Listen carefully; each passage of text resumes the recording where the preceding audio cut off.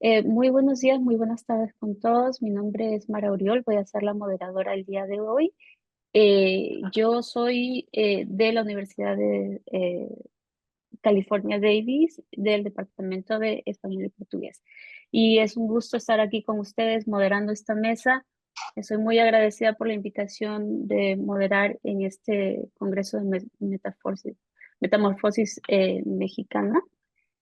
Y pues vamos a empezar. Sí. El día de hoy tenemos a cuatro ponentes en la mesa: aportaciones del arte, la cultura y la literatura para la configuración de la nación mexicana. Y tenemos a Imelda Lisset, a Ledesma Carvajal. Imelda es de Guadalajara, es licenciada en Letras Hispánicas por la Universidad de Guadalajara, es profesora de bachillerato en la preparatoria 8 UDG, en la preparatoria ITESO, y su principal interés se desarrolla en la teoría, análisis y crítica cultural, crítica literaria. Imelda ha sido becaria del programa de apoyo a la mejora en las condiciones de producción SNI, SNCA, PROSDI, y como asistente de investigación en el proyecto Reconfiguración de los relatos del presente y el pasado desde la mirada y la voz de escritoras hispanoamericanas. Además de haber participado como ponente con la investigación titulada Dolor ya no es un huésped, es un habitante permanente. Memoria, escritura y diálogo en Diario del Dolor de María Luisa Puga, en la tercera jornada de literaturas interamericanas coordinada por la Maestría en Literaturas Interamericanas de la UDG. Eh, Hizo su máster en Estudios Interamericanos de la UDB y el Centro Documental Carmes Balcells, así como también ha impartido la charla literaria La maternidad no deseada en conservas de Samantha Sweetgreen en el Centro Documental Carmen Balcells. Y Imelda nos va a presentar a la novela Los orígenes de la prosa ficcional en la Nueva España.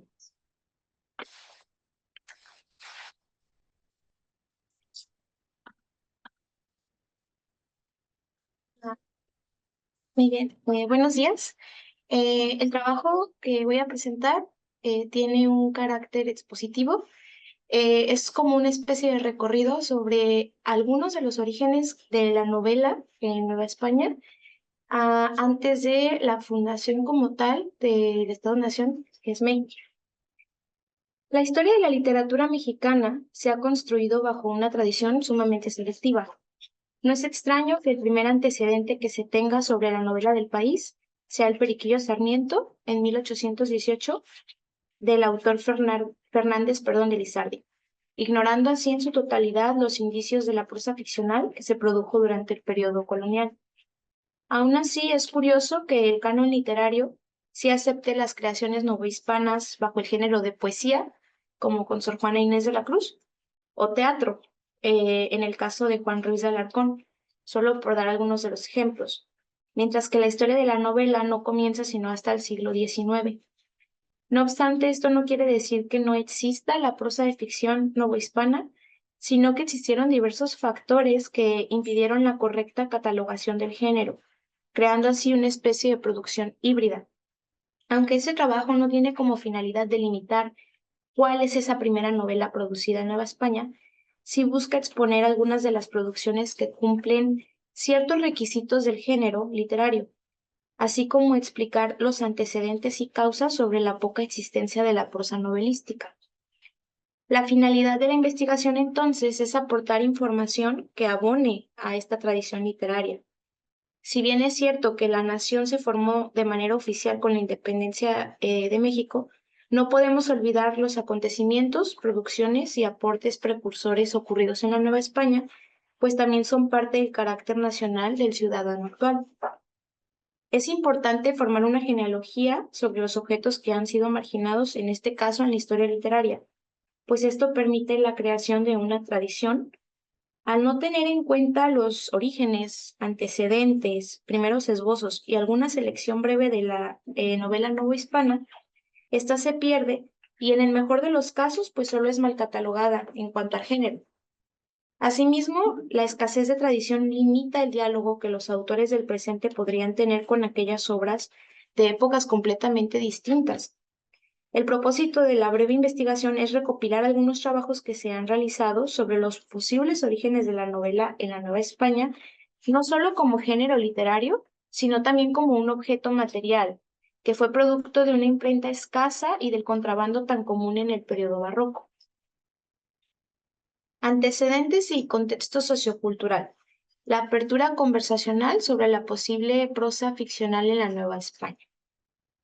Antes de observar algunas de las expresiones culturales de Nueva España y los productos resultantes de estas, es importante tener en cuenta el estudio de las manifestaciones artísticas que también se dieron en España. Aunque los acontecimientos en ambos lugares geográficos fueron muy distintos entre sí y se vieron afectados por distintos factores, el análisis comparativo es fundamental para entender mejor este fenómeno tan amplio. Rojas Garcidueña señala, y abro cita, que los fenómenos culturales no son particulares, ni autónomos, ni autóctonos, y siempre tienen vinculaciones espaciales y temporales con otros fenómenos similares en un radio que también varía en el espacio y en el tiempo. Cierro cita. De esta manera se ha de entender que las manifestaciones culturales de diferentes lugares no se encuentran aisladas. Sí van a tener sus diferencias, pero también tienen vínculos. Por lo tanto, se ha de tomar en cuenta la influencia que tuvo el siglo de oro español en la producción literaria novohispana. La literatura española se destacó en tanto a prosa ficcional, en la novela de caballerías, con el Amadís de Gaula, por ejemplo, la novela sentimental, y tenemos aquí a Cárcel de Amor, la novela pastoril con Diana, la novela de aventuras de los trabajos de Persiles y Segismunda, y la novela picaresca con su obra, una de las obras más famosas de este género, que es La vida de Lazarillo de Tormes, por mencionar solo algunos de los ejemplos más relevantes. Por lo tanto, la gran mayoría de la escritura de ficción novohispana también trató algunas de las temáticas referidas, con especial atención en la novela de aventuras, la novela pastoril y la novela picaresca, siendo el Periquillo Sarmiento, pues, catalogado como novela picaresca. Sin embargo, aunque pudieron existir manuscritos encaminados a la novela, era muy difícil la publicación de estos. El auge de la censura barroca en la Nueva España limitó las posibilidades de editar ciertos textos, especialmente aquellos que no aludieran a una realidad material. El escaso desarrollo de la narrativa de ficción se debe a diversos factores, no solo a los legales o exclusivos a la censura por parte del catolicismo. Es importante señalar que a la sociedad criolla, al encontrarse en un periodo de formación, no le fue tarea sencilla formar una literatura identitaria y completamente encasillada en un solo género. De la misma manera, los autores novohispanos no tenían oportunidad ni siquiera de competir contra los autores españoles, escritores ya formados y con oportunidades más amplias para publicar sus obras. Asimismo, la carencia de imprentas no permitió el desarrollo de edición y publicación. A esto, sumándole la censura y los posibles problemas económicos, da como resultado la nula existencia de la formación y regulación de la producción novelística en la Nueva España. No solo la publicación enfrentaba problemas legales, incluso la difusión de obras españolas era totalmente exclusiva. Aquella que existía en la Nueva España fue producto del contrabando. Muy pocas personas tenían acceso a los libros que desembarcaban en Veracruz. Cuando por fin tenían los ejemplares en sus manos, se ocultaban con tal cuidado en la privacidad de los hogares de los dueños. La posesión de ciertos textos era penado por la Santa Inquisición. Si la difusión fue un proceso complejo, la escritura tuvo aún más dificultades. Cualquier autor deseoso de publicar ficción se le veía como sospechoso de intentar violar la ley. Una de las alternativas para publicar fue editar en España, pero esta opción era solo para aquellos con un privilegio económico y social. Bernardo de Valbuena es un ejemplo de los autores que escribieron en Nueva España, pero por las pocas oportunidades de publicar y la gran censura de la novela que existía en este reino, decidió editar y publicar en España. Bueno, esto fue en cuanto al antecedente y los alternativas para la escritura, entonces. La hibridez de los géneros literarios.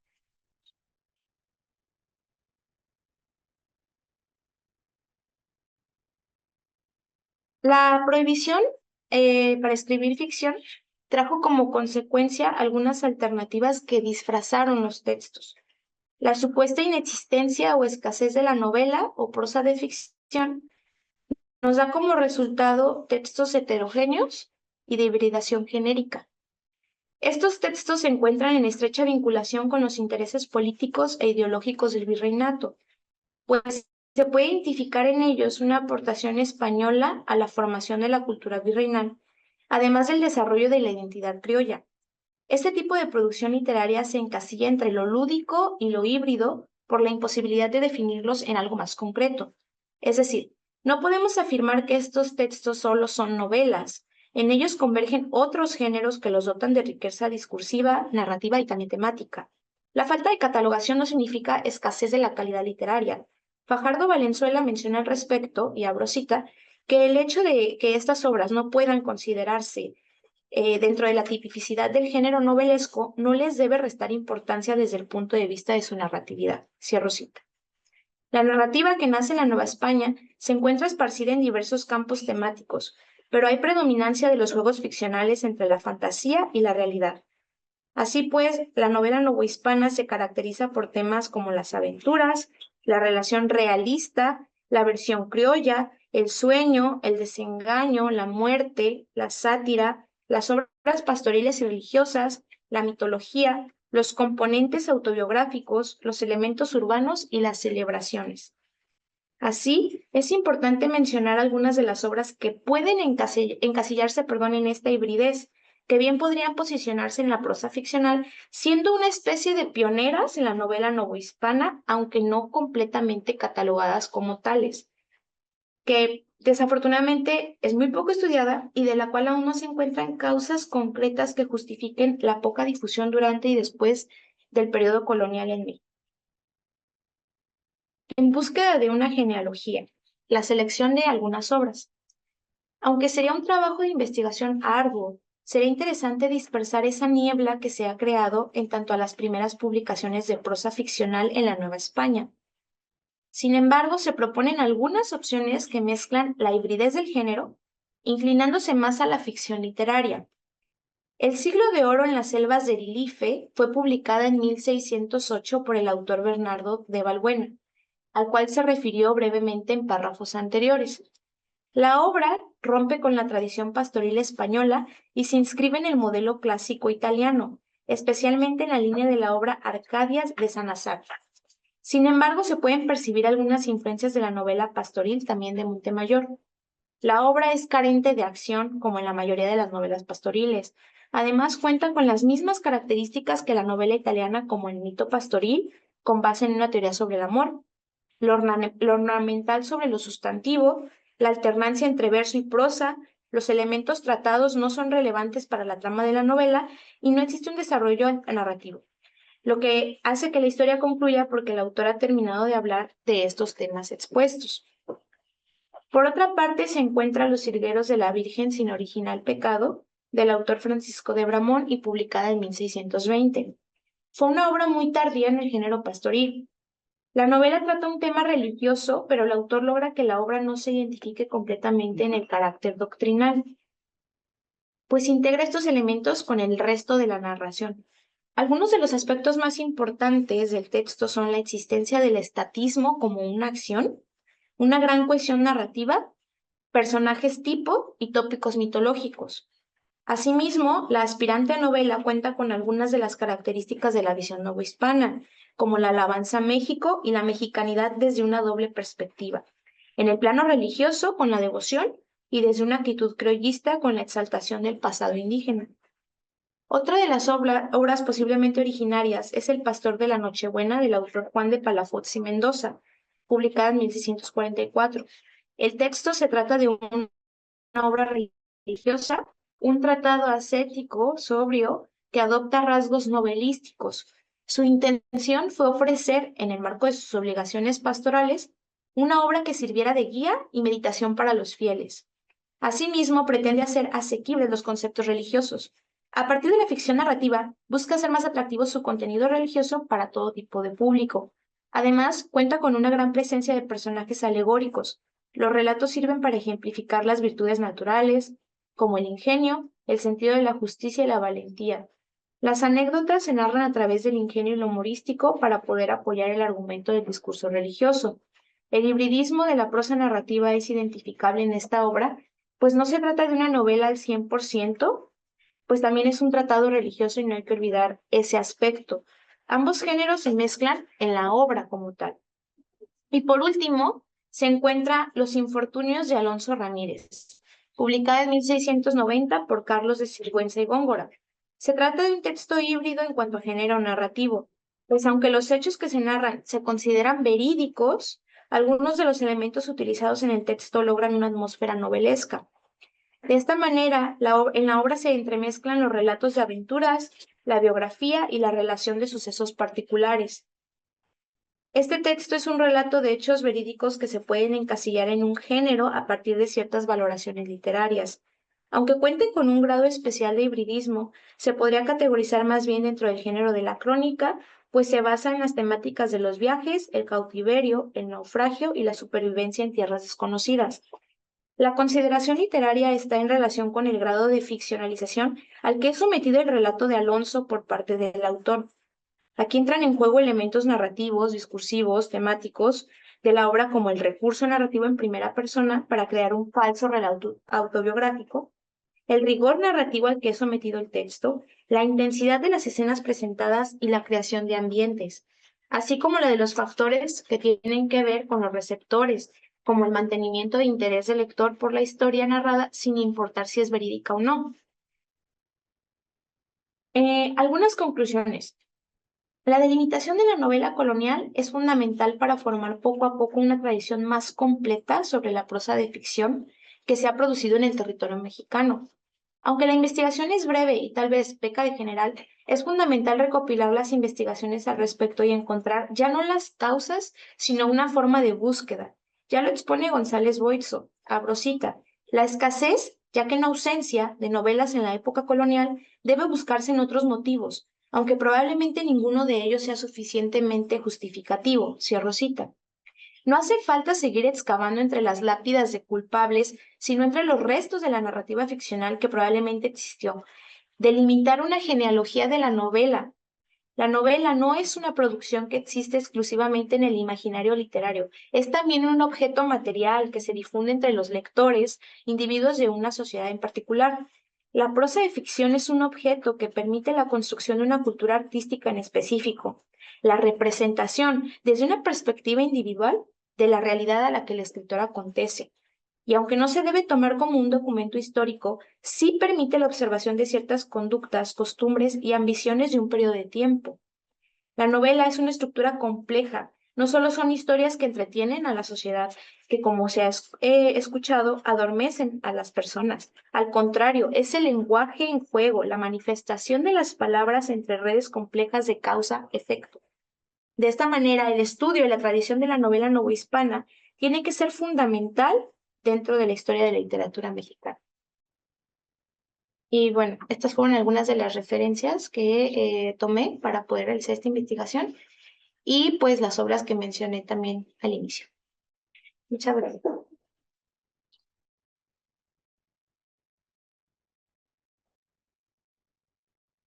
Muchísimas gracias, Imelda. Ahora vamos a ir con nuestro segundo ponente, Francisco Raúl Casamadrid Pérez, con la ponencia Identidad Mexicana y Relato en el Cine Nacional. Raúl Casamadrid es editor, profesor, poeta y ensayista, novelista y cuentista. Sus más recientes publicaciones son los ensayos El ser insuficiente del mexicano, del 2023, La Santa Secta, publicada en el 2022, en La Razón, y La generación inútil o El amor a la insuficiencia crítica, publicado en 2019 en la UNAM, los poemarios del COVID, Editorial Paraná, del 2023, Buenos Aires Limit, Letra Franca en el 2028 y Postmodern Valladolid. Él es doctor en arte y cultura, maestro en estudios de discurso y licenciado en letras hispánicas. Como académico, sus líneas de investigación han sido el análisis literario, la teoría cinematográfica y el cine mexicano. Gustavo Sainz le atribuyó ser el novelista mexicano que más se acerca al sentimiento erótico del siglo XXI por su novela Juegos de Salón. Actualmente realiza un postdoctorado para la Universidad Pedagógica Nacional, es autor de una decena de libros de creación literaria y coautor de 25 ensayos, es bastante prolífico en los libros académicos. Pues bienvenido y muchísimas gracias por estar aquí. Muchas gracias, maestra Mara Uriol Cárate. Muchas gracias a los organizadores de este congreso y sobre todo a los compañeros, las compañeras aquí presentes en este salón. El trabajo de la maestra Imelda Lisset Ledesma Carvajal, pues que me antecede, es sumamente interesante, dado que nos da cuenta de lo que sucedía hace ya bastantes siglos. La difusión en aquella época de los materiales escritos pues era especialmente difícil, dado que al escribir, bueno, publicar se complicaba. La imprenta parece mentira, pero apenas tenía que unos 100 años o quizás un poco más. Entonces los libros eran un material precioso y realmente quien podía tener libros, pues los escondía, quizá por la cuestión de la censura, quizá porque eran un tesoro y no perderlos. En el caso del tema que me trae aquí, que es la identidad mexicana y el relajo en el cine nacional, pues tenemos un panorama muy distinto, dado que el cine, sobre todo en los años 40, 50, pues era un material de gran difusión. De hecho, por ahí el maestro Carlos Monsiváis nos decía que eran parte de la educación sentimental. Y sí, porque bueno, asistir al cine creaba la identidad, niños, jóvenes, adultos, en aquellas épocas asistían a las funciones en gran cantidad. Los cines eran enormes, hablamos de cines en México con aforo para 5, 7 mil, hasta 10 mil espectadores en una sola sala, en una sola función. Sobre todo en la parte de la frontera, en Ciudad Juárez, por ejemplo, teníamos cines que tenían una capacidad grande y además aire acondicionado, de manera que la gente, bueno, en aquellos días de calor, pues asistían con sus mejores galas en familia para ver las películas. Los estudiosos del humor carnavalesco, como sátira política en el cine, para ellos el relajo es un concepto fundamental en el imaginario cinematográfico. La relación entre el cine y el relajo se manifiesta en la libertad creativa y en la exploración de situaciones cómicas, paródicas, irónicas o grotescas que desafían las normas sociales establecidas. A través de personajes excéntricos, diálogos ingeniosos y situaciones absurdas, estos filmes invitan al espectador a cuestionar y reírse de las convenciones y restricciones de la vida cotidiana. En ese sentido, la tragedia cinematográfica mexicana no solo entretiene, sino que también ofrece una mirada crítica y reflexiva sobre la realidad, utilizando el humor como una herramienta para explorar temas profundos y universalmente humanos. Especialistas en el tema señalan que este tipo de filmes se construye desde la perspectiva de personajes socialmente oprimidos, marginales o pícaros. Aquí hay una relación precisamente con esta picardía en las novelas como el Periquillo Sarmiento, a los que popularmente en México, sobre todo en esta época de los 50, se le conoce o conocía como pelados. Y bueno, actualmente serían los nacos o naquitos, cuya actitud vital es opuesta a la de otro sector de la población, quizá más privilegiado, pero indefectiblemente en el desarrollo de los filmes, estamos hablando, menos afortunado. se trata de los apretados o los fifís, vamos a decirles como se les menciona hoy en día. Esta dualidad, esta dicotomía, avanza como seña y marca del nacimiento del relajo. ¿Por qué? Porque Jorge Portilla, el filósofo Jorge Portilla, en su libro La fenomenología del relajo, que escribió a principios de los años 50, y que no publicó, sino que lo compilaron a su muerte por partes, tres de sus amigos, también filósofos, de un grupo creado en esa época que se le conocía como el grupo de los hiperiones.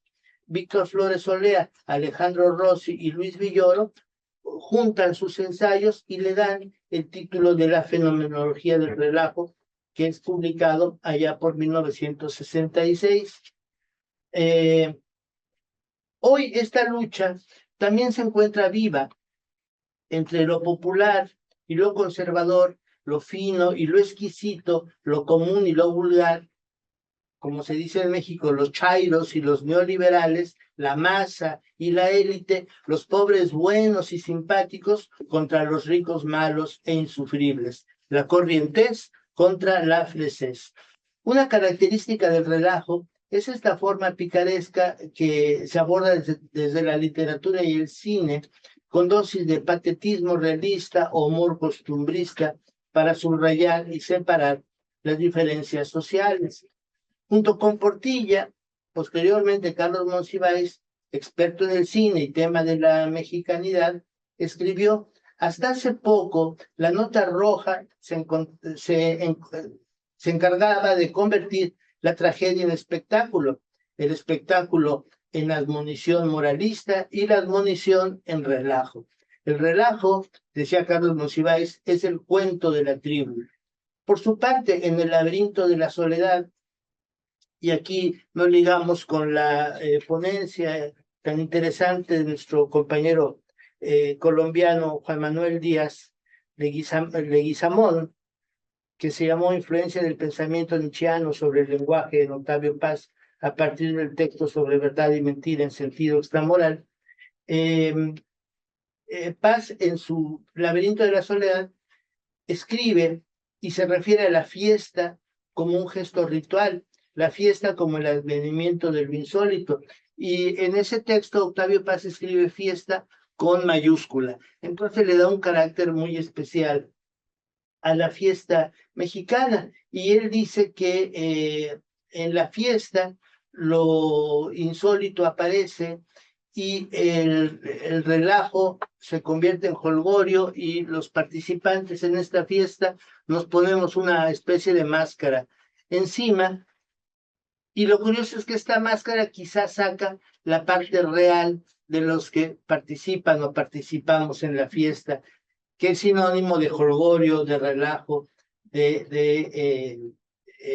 decía él, esta fiesta cruzada por relámpagos y delirios es como el revés brillante de nuestro silencio y apatía, de nuestra reserva y osquedad. Se refiere, bueno, al mexicano que se le caracteriza como silencioso, apático, reservado, pero que en la fiesta se convierte en todo lo contrario. Para Portilla, el relajo individual funciona como reto, como burla y desafío hacia la autoridad y el establishment de la clase dominante o grupo en el poder. El humor se convierte en relajo cuando el público que oye un chiste lo reconoce como tal, lo acepta, lo adopta y lo hace con un ánimo contagioso. Para Rosa Krause fue una filósofa. Ella es tía del historiador Enrique Krause y fue compañera, condiscípula de Jorge Portilla en la Facultad de Filosofía en México. Decía que ante la mínima provocación, Jorge Portilla tomaba una idea de su interlocutor y empezaba a reflexionar. Dice, le estiraba, le daba vueltas, la dejaba redonda sobre el mantel. Disperso por naturaleza, Portilla cantaba y recitaba mientras renovaba argumentos y aceptaba o rechazaba los de los contertulios. Pedía whisky, tomaba píldoras calmantes y no solo escribía sobre el relajo, pienso yo, sino que Portilla, bueno, era todo un relajo en sí mismo.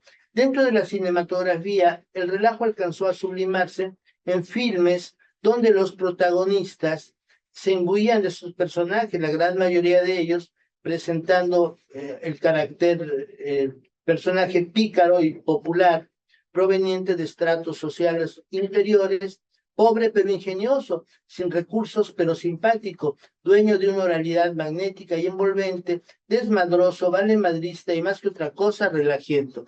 Este es el típico personaje cantinflesco de Tintán, de Clavillazo, de Resortes, de Manolín, de estos grandes cómicos que hicieron toda una época en el cine nacional y que participaron todos juntos, pues sin exagerar, en cientos de películas. La palabra relajo como sustantivo no existe en el diccionario, sino que deriva del verbo relajar. Y relajar, bueno, significa desorden, desbarajuste, falta de seriedad, barullo, y también expresa holganza, laxitud, aflojamiento, distensión. Aún más, en cuanto a las costumbres, el relajo y la degradación, el libertinaje, la disipación y la depravación. Se entiende entonces que lo relajado es antónimo de lo apretado. Y lo apretado en ese sentido no es otra cosa sino cierta afección física o constipación anal. El apretado resulta así la antítesis del relajiento. El apretado busca reconocimiento de su valor y necesita testigos para no desvanecerse, para no perderse en el silencio. Por lo contrario, el relajiento busca el desorden, la destrucción de lo que está a su alrededor y alrededor de sí mismo, la destrucción del orden y el asalto al silencio con ese relajo. Mientras la norma marca que el ser humano debe autoconstruirse, es decir, los valores nos dicen que necesitamos ser autoconstructivos, el relajiento busca la autodestrucción. De forma irracional, suprime su futuro y su sola presencia disuelve a la seriedad. Su máxima es la de ser informal, impuntual e irrespetuoso. El porvenir no es lo que se busca o lo que se trabaja, sino lo que llega o lo que cae. El relajo es como un valor para el relajiento, por eso dice, vamos a echar relajo, vamos a darlo, vamos a hacer relajientos en ese sentido, a repartirlo. El relajo setentero en el cine es muy distinto que el de los 50 o 60 o 40. Es un relajo, sí, pero ya no es un relajo, aunque es festivo, ya no es alegre, ya no es un relajo, digamos, humorístico, sino que ya es en estos personajes, el relajo es algo crítico, sí, y en muchas películas se integra como un factor presente de una mexicanidad latente y viva. El fenómeno cinematográfico argumentó un carácter historicista, contextual y sociológico de su cultura. En los 70s hubo antecedentes que muestran el relajo, como el día que comenzó ayer, de Ícaro Cisneros. Ícaro Cisneros era un cineasta de una familia también de cineastas que fue a estudiar a Francia y regresó con algunas ideas de la Nouvelle Vague, del cine francés, y además impulsó un evento que fue muy importante en México, que se llamó el primer concurso de cine experimental, donde se presentaron películas hechas realmente fuera de lo que era la forma comercial de hacer cine o industrial de aquel entonces.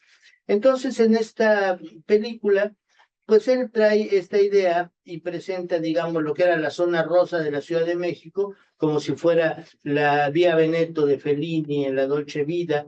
Y lo mejor de la película, pues es la música de Javier Batis y los Swings.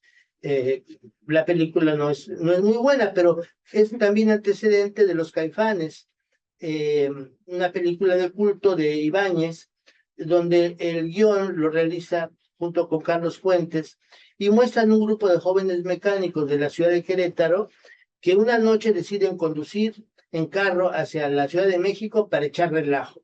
Y en una gasolinera, recuerdo, se encuentra el Mazacote, el Estilos, el Azteca y el Gato, se encuentran con una pareja burguesa que sale de una fiesta, que son Julisa y Enrique Álvarez Félix, y se juntan ahí los Caifanes con estos dos personajes. La palabra Caifán viene quizá, es una especie de Spanish chicano, que para algunos quiere decir el que cae fine, el que cae bien, es el Caifán, ¿no? Entonces, se conocen y pasan esta noche en la Ciudad de México, deciden visitar un cabaret con los meseros que están vestidos de diablos. Se les ocurre subirse a la fuente de la Diana Cazadora para vestirla, y se meten en una funeraria para probar los ataúdes, y se meten ahí en los ataúdes para ver qué se siente estar adentro de un ataúd. Después de Los Caifanes viene una película importante, realizada también por Cinematográfica Marte, que produjo 17 películas en un breve lapso. Esta película se llama Las Puertas del Paraíso, de Salomón Leiter. La película está basada en un guión de Elena Garro, y la hizo él en conjunto con un poeta, Eduardo Elizalde, el guión, pero finalmente el guión se puede decir que es nada más de Salomón. Y el leitmotiv de esta película pues es una especie de relajo, pero triste, porque los personajes, desde que aparecen en escena hasta la última escena, están continuamente huyendo, no se sabe bien de qué. Al final sí se sabe, están huyendo de un apostador, pero es una pareja que huye quizá de sí mismos, se juntan, se rechazan, andan por la carretera en una especie de road movie, donde el carro, que es un Mustang amarillo 69, es parte también de los personajes, y cuando arranca ruge y enfrena y da vueltas, y muchas cosas pasan en el carro. La película comienza curiosamente con una escena donde se ve a Paco, que es un jugador de frontón, que está tirado sobre un colchón, sobre un sillón, perdón, desnudo de la parte de arriba, con el torso desnudo.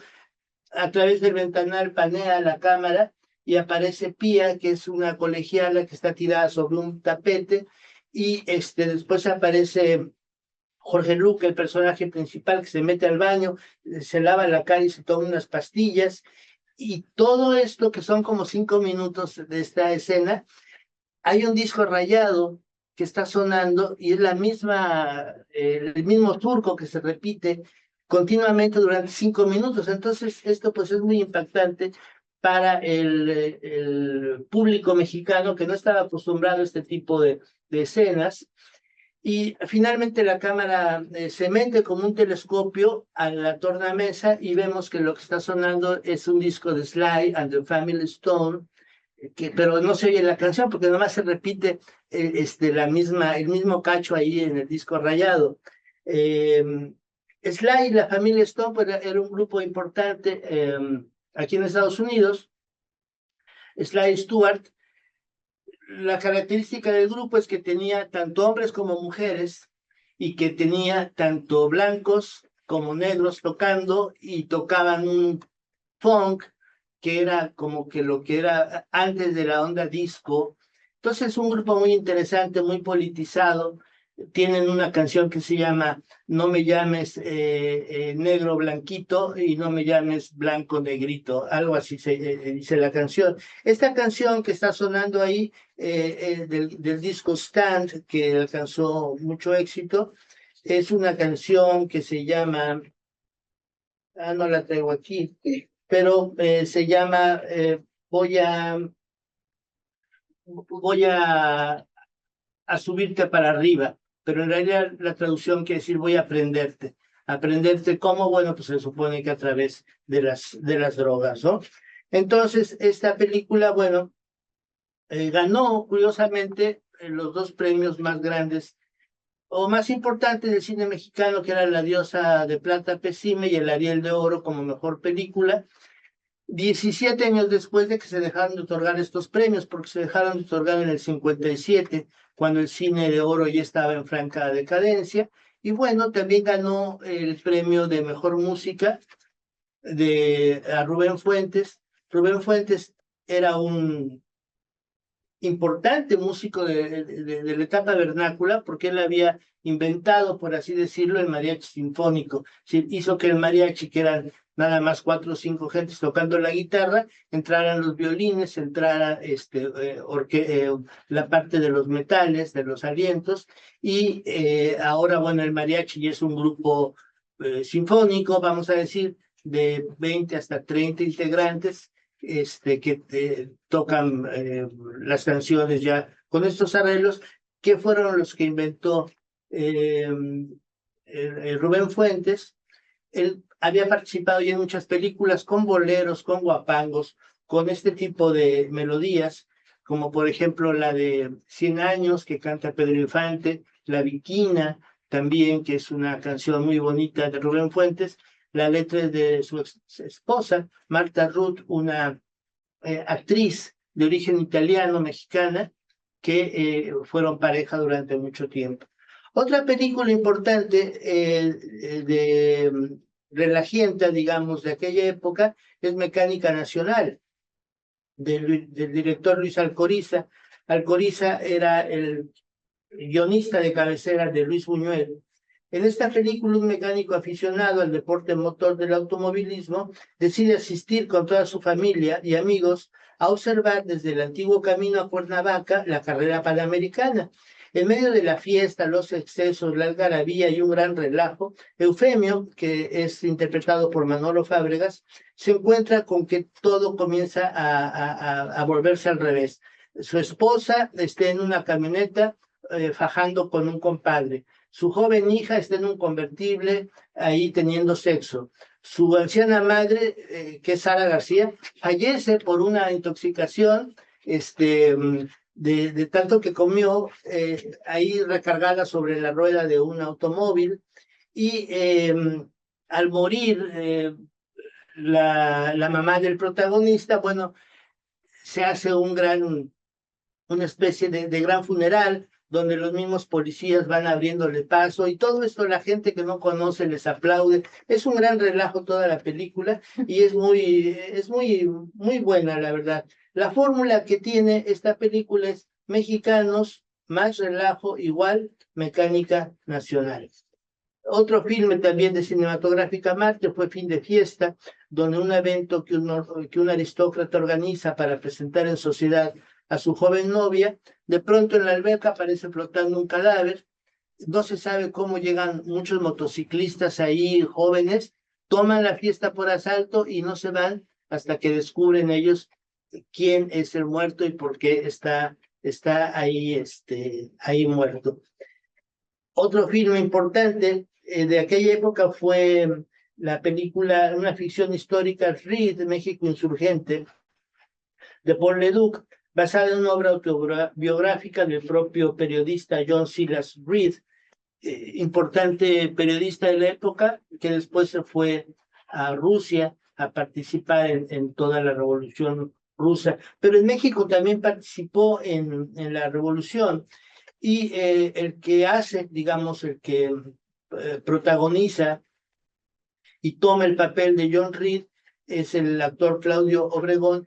Y la última escena se ve como John Reed, gringo, vamos a decir, avienta una piedra contra un escaparate, ya cuando están tomando por asalto una ciudad, y con esta actitud de echar relajo, de romper el escaparate para saquear esto, John Reed se integra de lleno a la lucha revolucionaria a través de a la bola que se llamaba, a través de este relajo.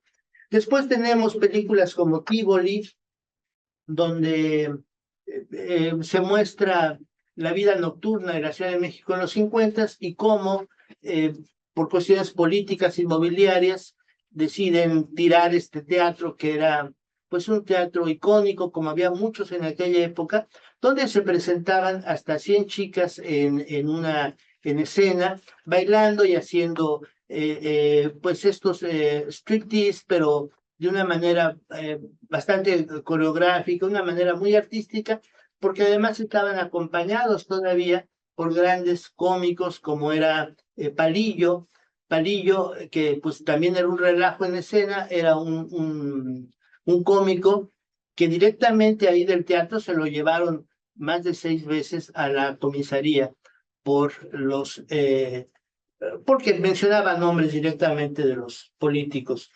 Después ya viene la etapa de las películas que se llaman en México de ficheras, a partir de Bellas de Noche, estas sexicomedias que poco a poco fueron bajando su calidad y disminuyendo digamos, pues, su producción, sus diálogos, todo ya fueron películas que con el tiempo se fueron haciendo un poco grises, abundaban los dobles sentidos, los albures, eh, dentro de un relajo de guión donde no se sabía bien a bien qué estaba pasando. A la menor provocación aparecía por allá alguna chica desnuda bailando, había gente ahí alrededor diciendo albures, y después de ahí vino toda esta serie de películas de contrabando, vamos a decir, de drogas de contrabando, donde había filmes como Contrabando y Traición,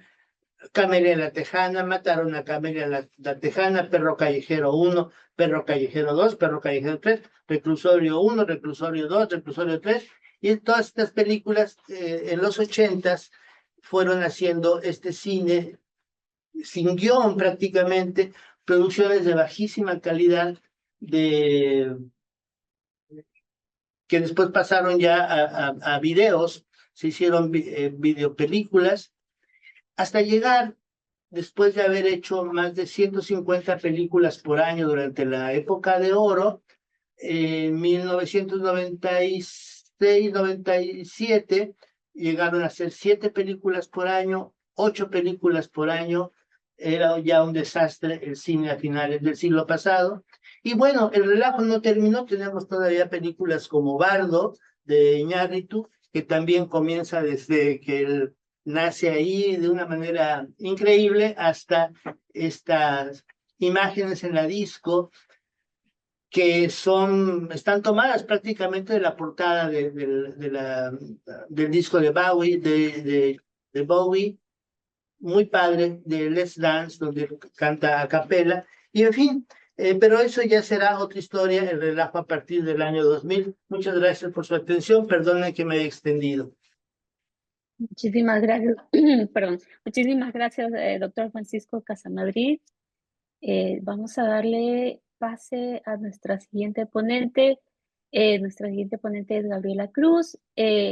Gabriela Cruz es una estudiante del programa de doctorado del Departamento de Español y Portugués de la Universidad de California, Los Ángeles. Sus intereses de investigación se centran en los estudios de memoria y derechos humanos en productos culturales contemporáneos de las comunidades de pueblos originarios del Cono Sur y de Centroamérica dentro de los contextos de posguerra y posdictadura. La ponencia que nos va a presentar Gabriela el día de hoy es La vida es un teatro, un laberinto de máscaras y soledades en Octavio Paz y Enrique Serna. Adelante, Gabriela. Muchas gracias. Ok, gracias Mara, y gracias a todos mis compañeros, colegas que están aquí compartiendo conmigo esta mesa esta mañana. Gracias a las personas que nos ven en Facebook o por algún otro medio. Voy a contextualizar rápidamente lo que será mi ponencia y después paso a leerla. Bueno, empiezo por compartir la pantalla. Como dijo Mara, la ponencia es La vida es un teatro, un laberinto de máscaras y soledades en Octavio Paz y Enrique Serna. Ok, déjenme ver qué pasa, porque no sigue. Ahí está. Bien, como bien saben, Máscaras Mexicanas de Octavio Paz es el segundo capítulo de Laberinto de la Soledad, una obra de 1950 que le valió a Octavio Paz el Premio Nobel de Literatura. literatura en los años 90. En este segundo capítulo llamado Máscaras Mexicanas, el autor escribe sobre lo que él piensa son las características que constituyen la idiosincrasia de ser mexicano, además de ser una reflexión sobre el por qué los mexicanos son y actúan de la manera en que lo hacen.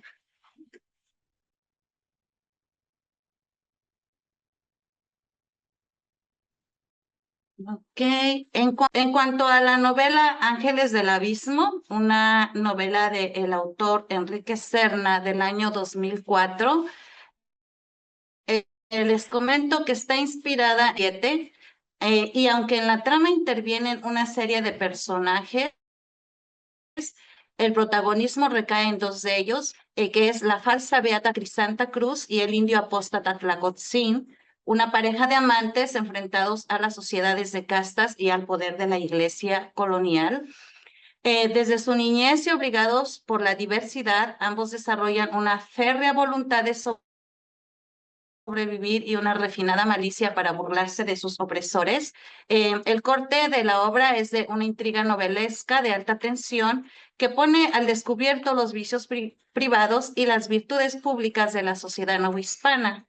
La teatralidad del misticismo, los laberintos barrocos del deseo reprimido, el culto clandestino de los dioses prehispánicos, los hábitos serviles de la poesía cortesana, la sórdida lucha por el poder financiero entre las órdenes religiosas, todo ello con el humor subversivo y la transparencia verbal que ya son señas de identidad en la narrativa de Serna.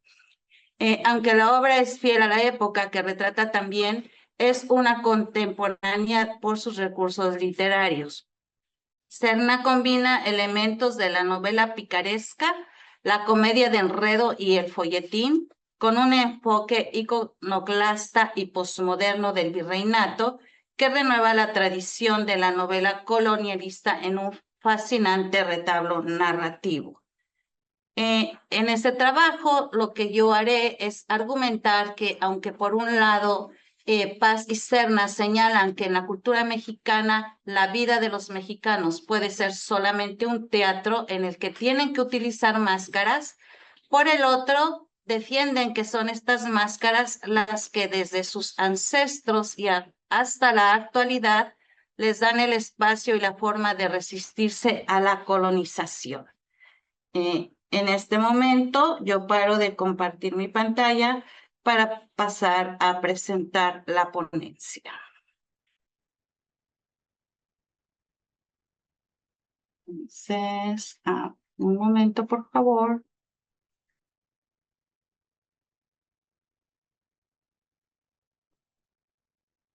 Bien. Comienzo con la ponencia.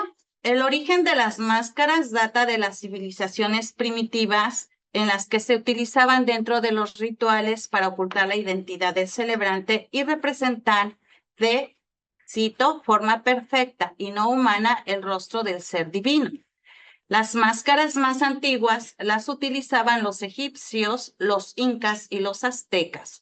Si bien al principio se les atribuía un poder mágico o sagrado, este se fue perdiendo y transformando con el tiempo hasta llegar a convertirse en un accesorio de uso cotidiano en los bailes y las fiestas de la Edad Media. Pasó de tener un carácter sagrado o mágico a ser un elemento grotesco utilizado en las ferias o carnavales como un disfraz para ocultar la identidad de quien lo portaba. La máscara no solamente se utiliza en los carnavales o fiestas populares, sino que también ha formado parte importante dentro de las bellas artes, como la arquitectura, la danza, la escultura, la música, la pintura, la literatura y el teatro a lo largo de la historia. No es de extrañarse entonces que el escritor mexicano y Premio Nobel de Literatura, Octavio Paz, echara mano de las máscaras como un elemento fundamental dentro de su obra ensayística El laberinto de la soledad de 1950, así como el también escritor mexicano Enrique Serna en su novela Ángeles del Abismo del 2004. Para este trabajo, yo argumento que aunque por un lado Paz y Serna señalan que en la cultura mexicana la vida de estos puede ser solamente un teatro en el que tienen que utilizar máscaras, por el otro, defienden que son estas máscaras las que desde sus ancestros y hasta la actualidad les dan el espacio y la forma de resistirse a la colonización. Desde la tercera y la primera persona en el ensayo Máscaras Mexicanas, Paz alude al hermetismo del mexicano como el punto central para justificar el uso de las máscaras en la cultura mexicana. Desde que estos son seres herméticos, no dejan salir ni entrar nada, se encierran en sí mismos como una forma de preservarse, asevera Paz. Su intimidad es fundamental aun cuando esto signifique estar condenados a una profunda soledad. Sin importar el estatus social, económico, racial o la diferencia de edad, en los mexicanos lo único que puede verse es, cito, máscara el rostro y máscara la sonrisa. Parece que para Paz en los mexicanos no puede haber nada auténtico, o mejor dicho, no se sabe qué hay de autenticidad o no en ellos, ya que son solamente representaciones como podría ser la figura del Pachuco en otro de los capítulos de la misma obra El laberinto de la soledad. Todo les sirve para defenderse. El silencio y la palabra, la cortesía y el desprecio, la ironía y la resignación, asevera Paz. Si los mexicanos en sí solo son una máscara, entonces, ¿cómo es posible contestar a la interrogante ¿qué es y cómo se realiza eso que es el mexicano? Pero antes de contestar qué es ser mexicano, es más importante indagar de dónde le viene heredada esa teatralidad que Paz y Serna le atribuyen. ¿Por qué pareciera que en la cultura mexicana la vida de estos puede analizarse desde una perspectiva performática? Tanto Paz como Serna coinciden que esta es una herencia de la historia de colonización sufrida por sus antepasados y que no se ha quedado atrás. El proceso colonizador aún persiste. Tanto así que Paz resignifica el hermetismo ya no como la justificación para las máscaras con las que el mexicano se encierra en sí mismo, sino ahora como una nueva máscara, pero con la distinción de que se ha convertido en un mecanismo automático. Es decir, se activa sin que el mexicano lo perciba porque la máscara del hermetismo ya se ha vuelto parte de su naturaleza. Afirma Paz que, cito, el hermetismo es un recurso de nuestro recelo y desconfianza. Muestra que instintivamente consideramos peligroso al medio que nos rodea. Esta reacción se justifica si se piensa en lo que ha sido nuestra historia y el carácter de la sociedad que hemos creado. Cierro cita. Hermetismo que los protegía de ser colonizados tanto en el pasado como en el presente, pero que al mismo tiempo los obligaba a actuar como si se tratara de una obra teatral, tal como lo argumenta Serna en las voces de Tlacotzin y Crisanta, los dos personajes centrales en torno a los cuales gira Ángeles del Abismo. Abro cita. Si confesaba su mentira, se obligaba también a localizar la cueva donde Axotecatl podía ser oculto, una traición más ruin que su culpable silencio. En el dilema de condenarse por embustero o actuar como un cobarde soplón, eligió callar, o más bien, obedeció un mandamiento excluido del decálogo cristiano que una voz interior le susurraba en náhuatl. Es parte de la novela de Serna. Cerrarse y encerrarse los protegía. Crisanta fingió sordera y mantuvo los ojos cerrados como si estuviera engolfada en una oración mental. Cierro cita. Así que el hermetismo, el silencio y el performance teatral se convirtieron en un espacio que, aunque resultara un laberinto de máscaras que los conducía a una vida de profunda soledad, también se convertía en un espacio para sobrevivir a la colonización y sus atrocidades, aun cuando esto significó ocultar su verdadera identidad, idiosincrasia o personalidad. De esta manera, las máscaras mexicanas a las que aluden Paz y Serna no tienen una connotación negativa en la cultura mexicana, sino que son reivindicadas como un mecanismo de defensa ante aquello que consideran una amenaza, trátese de otros, del medio que los rodea o de ellos mismos inclusive. Más aún, estas máscaras se convierten en una forma de resiliencia y resistencia ante la colonización española. Ambos autores asumen la máscara como una representación, en el caso de Paz, en la figura del Pachuco, y en el caso de Serna, en los personajes de Tlacotzin y Crisanta, pero también como una forma de vida de los mexicanos, como una actitud para mantenerse herméticos, resguardarse de los peligros y resistirse a la colonización. Sin embargo, y a diferencia de Paz, Serna enfatiza también en el uso de la máscara desde los rituales ancestrales de los aztecas, que ocultaba el rostro del sacerdote o la divinidad. Lo hace de una forma contundente y lo remarca en Axotécatl, el padre de Tlacotzin, como una forma de confrontar y resistir abiertamente la colonización desde la resiliencia sin la necesidad de ocultar su idiosincrasia. Abro cita. Le salió al paso un hombre ataviado como sacerdote azteca con una máscara de Ometochtli, el dios mexica de la embriaguez. Era insólito ver a un indio haciendo profesión pública de fe en los dioses antiguos, y Tlacotzin dedujo que debía estar loco o borracho. En señal de bravura y ferocidad, traía en la boca unas navajas de pedernal que mascó en actitud retadora. Con la boca sangrante corrió de un extremo a otro de la plaza en una danza frenética, y los niños, maravillados con el mitote, lo tomaron por un payaso. Al oír sus carcajadas, el borracho se detuvo y les lanzó una maldición en náhuatl. Cierro cita. No todos los mexicanos están dispuestos a permanecer herméticos, actuar o utilizar las máscaras que se les imponen. Hay algunos que están dispuestos a correr el riesgo de mostrar públicamente quiénes son y cómo son, aun cuando esto conlleve el riesgo de perderlo todo, incluso la propia vida, como Cuauhtémoc o Axotécatl. Abro cita. Tlacotzin reconoció un rostro familiar.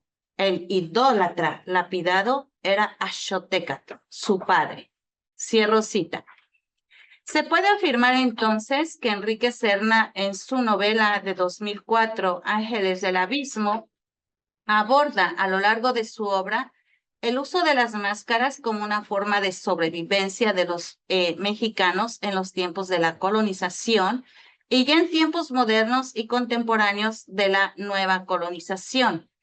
Para Serna, las máscaras son el espacio en que los mexicanos resistieron y sobrevivieron a la colonia y a la conquista española. Las máscaras y el teatro les permitieron salvaguardar su esencia heredada de sus ancestros, salvaguardar y conservar su idiosincrasia ancestral de la amenaza de los colonizadores. Y aunque la colonización minó o puso en entredicho a la cultura ancestral azteca y sus dioses, así como desencadenó una crisis total a los mexicanos de esos tiempos, estos fueron capaces de reconocer y resistir los embates de esta, ya sea a través de las máscaras, el hermetismo o el teatro de la simulación. Tlacotzin reconoce que, abro cita, su padre tenía razón. El verdadero Dios de los españoles era el becerro de oro. La prueba de ello era que en todas partes la iglesia se postraba de hinojos ante el poder terrenal. Cierro cita. En Paz, quizá no sea tan fácil defender el enfoque de colonial que le da la máscara y al uso de esta en la vida diaria como si fuera parte de un teatro.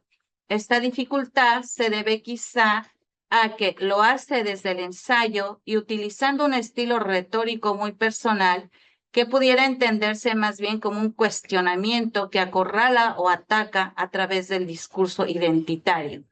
Sin embargo, en las formas distintas en las que aborda el uso de la máscara, puede defenderse el enfoque decolonial de esta, ya que no solamente habla de mascarar la personalidad, sino también las intenciones y los actos. Poner cara de ángel cuando en realidad es un demonio o viceversa, como también lo hace Serna en la figura de Crisanta Cruz. Abro cita: yo no hice nada, maestra. Ella se pinchó sola, respondió la agresora con rostro angelical. Cierro cita. De esta forma, se simulan y disimulan las verdaderas intenciones. Así como Serna lo argumenta en una forma totalmente explícita, abro cita, Crisanta se les acercó en plano amistoso, simulando que había perdonado el pescozón de Marisol y logró ser aceptada en el juego. Cuando su enemiga se puso de burro, saltó lo más alto que pudo y le propinó una tremenda cos. Ojo por ojo y diente por diente, dijo al derribarla, y se sobó las manos en señal de triunfo. Cierro cita. Es importante señalar también que aunque ambos autores se enfocan en argumentar sobre la vida de los mexicanos como un teatro a través de los diversos usos de la máscara para resistir a la colonización, también argumentan que las máscaras y la teatralidad no es exclusivo de la cultura mexicana, sino que también se ha utilizado en otras culturas y épocas a lo largo de la historia del hombre. Así, por ejemplo, Paz habla sobre la mentira y la simulación que tanto se usaba en el siglo XVII en las cortes españolas. Abro cita: la simulación es una actividad parecida a la de los actores y puede expresarse en tantas formas como personajes fingidos. Pero el actor, si lo es de veras, se entrega a su personaje y lo encarna plenamente, aunque después, terminada la representación, lo abandone como su piel la serpiente. El simulador jamás se entrega y se olvida de sí, pues dejaría de simular si se fundiera con su imagen. Al mismo tiempo, es ficción. Esa ficción se convierte en una parte inseparable y espuria de su ser. Está condenado a representar toda su vida porque entre su personaje y él se ha establecido una complicidad que nada puede romper, excepto la muerte o el sacrificio. Cierro la cita de Paz. Como le sucede a Tlacotzin y Crisanta, los personajes epítomes de la cultura mexicana de la novela de Serna. No obstante, esta simulación no es exclusiva de los mexicanos. También es parte fundamental de los colonizadores, como el dominico Cárcamo y el jesuita Pedraza en la novela de Serna, en quienes, como apunta Paz, abro cita, la mentira se instala en su ser y se convierte en el fondo último de su personalidad. Cierro. Además de los personajes mexicanos, Serna también presenta una serie de personajes colonizadores, entre los que destacan las castas y las clases sociales, así como las raciales.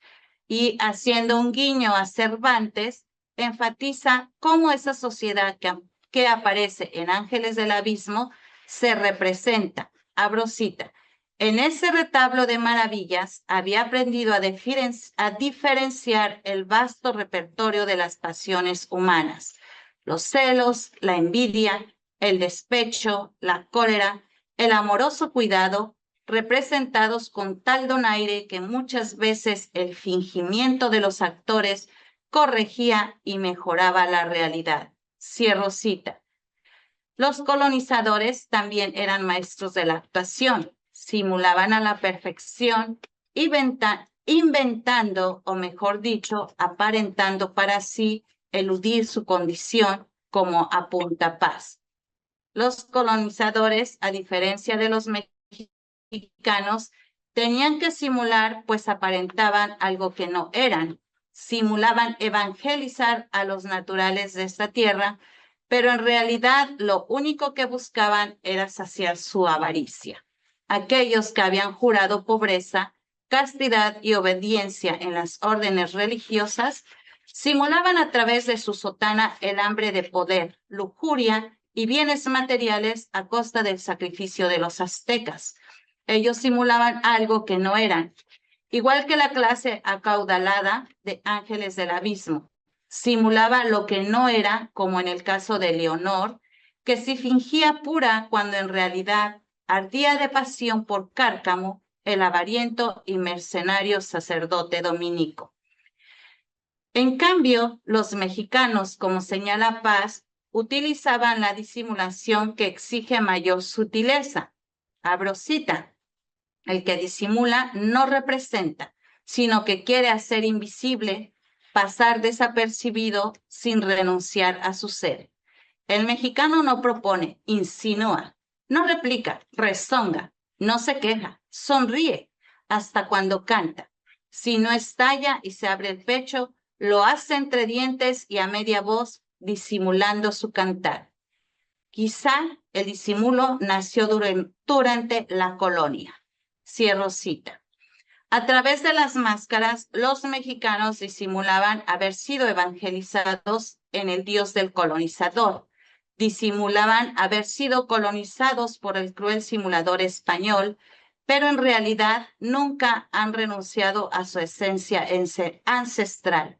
Nunca han renunciado a su ser, como enfatiza Serna. Abro cita. Era correcto y prudente fingir reverencia a Jesús y a la Virgen, dioses impuestos a tiros de arcabuz, pues de ello dependía la supervivencia de la raza. Desafiar abiertamente a los españoles, como hicieron algunos mártires de la fe en los años posteriores a la conquista, sería exponerse a la ruina total. Cierro cita. Por eso es por lo que los aztecas enterraban a sus dioses bajo los altares e iglesias impuestas por los frailes, para disimular que adoraban u honraban a Jesucristo, pero en realidad estaban honrando a su dios Huitzilopochtli. Por eso es por lo que para Serna, Axotecatl es el epítome del sacrificio, del martirio y de la entrega suprema de la vida.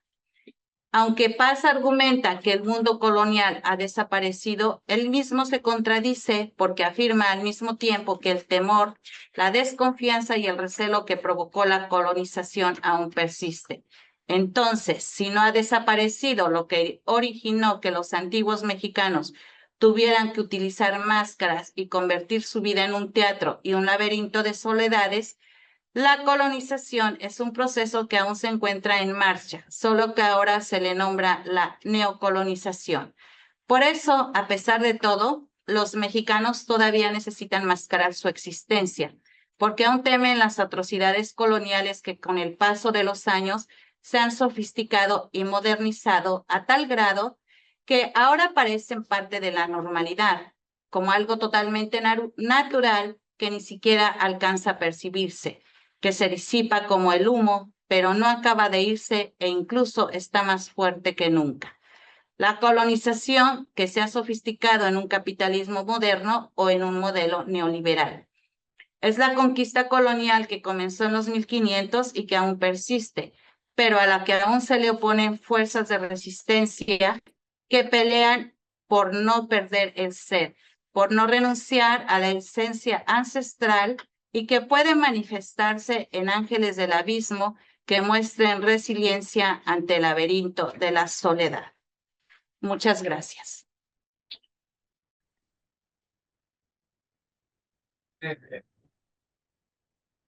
Muchísimas gracias a Gabriela. Son ponencias bastante interesantes, bastante complejas también. Muy bien, vamos a ver. Entonces, tenemos a nuestra última ponente, María Fernanda Mora Triay.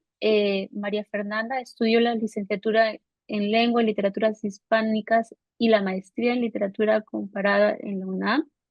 Y actualmente se encuentra cursando el segundo año de doctorado en Lengua y Literaturas Hispánicas de la Universidad de California, Los Ángeles. Sus otros intereses se concentran en la escritura de cuentos y la composición musical. María Fernanda nos presenta el día de hoy Pasión de Contrapunto, una fantasía colonialista de Genaro Estrada en la moderna Ciudad de México. Muchas gracias, María Fernanda, bienvenida. Hola, ¿qué tal? Muchísimas gracias a mis compañeros ponentes y a nuestra moderadora. Muy interesantes los trabajos, muy útiles y además muy amenos de escuchar, algo que no es muy común en estos eventos. Entonces se les agradece también.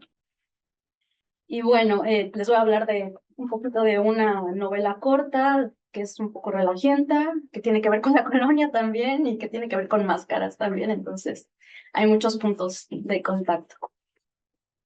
En 1926, el escritor, traductor, tipógrafo, exsecretario de Relaciones Exteriores e importante promotor cultural, Genaro Estrada Félix, aquel quien nos legó la famosa doctrina que rige aún hoy la política exterior de nuestro país, dilapidó un movimiento estético en agonía, el colonialismo. Publicó una novela bala que, aunque le arremetió el tiro de gracia, sirvió a su vez de su reivindicador absoluto.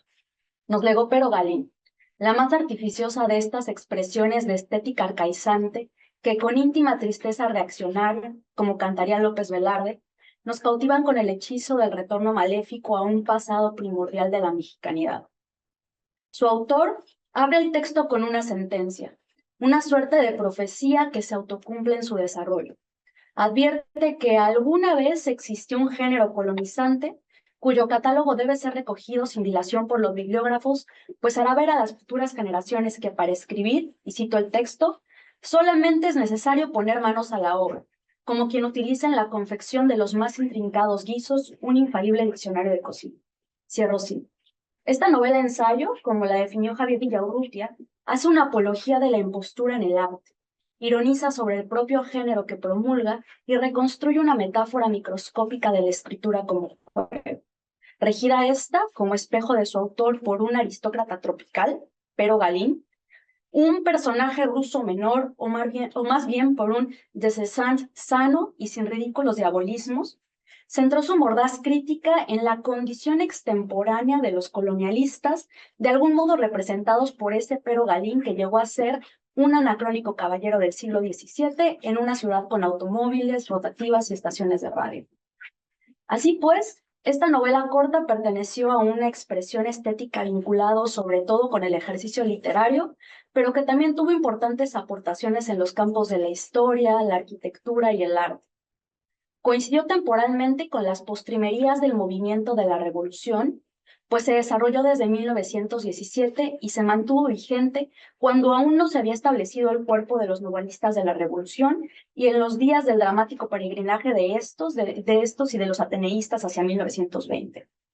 Constituyendo, y cito a Christopher Domínguez, esa isla extraña en el archipiélago de nuestras letras que es la imaginación colonialista, proyecto de escritura arcaizante cuya paradoja es su modernidad. Cierro la cita. Sus producciones artísticas que reinventaban la Nueva España fueron tachadas de huidas del presente revolucionario, de ansias de refugio simbólico en un pasado seguro y estable, política y económicamente hablando. Sin embargo, como bien señala Teodosio Fernández, la fascinación por el mundo virreinal fue más bien una manifestación más de la oposición a los proyectos o a los planteamientos de signo liberal y positivista que al menos desde finales del siglo XIX agitaron la vida cultural en Hispanoamérica. La exaltación de la raíz hispánica, dice Teodosio Fernández, equivalía a indagar en la tradición para saber algo más de la identidad nacional y para crear una expresión artística propia frente al materialismo contemporáneo. Esta actitud nacionalista, tan extendida en ese entonces entre los intelectuales de Hispanoamérica, encontró sus raíces en la tradición decimonónica iberoamericana, en las tradiciones peruanas de Ricardo Palma, las novelas históricas de Vicente Riva Palacio, en La Gloria de Don Ramiro de Enrique Larreta, en Valle Inclán, en Gabriel Miró, en González Obregón. Pero a diferencia de sus predecesores, el espacio fantástico y culterano virreinalista de este grupo, conformado por supuesto por Estrada, pero también por Monterde, por Vallarispe, por Jiménez Rueda, por Abreu Gómez y Manuel Toussaint, estaba mucho más cerca de la ruptura y de la vanguardia.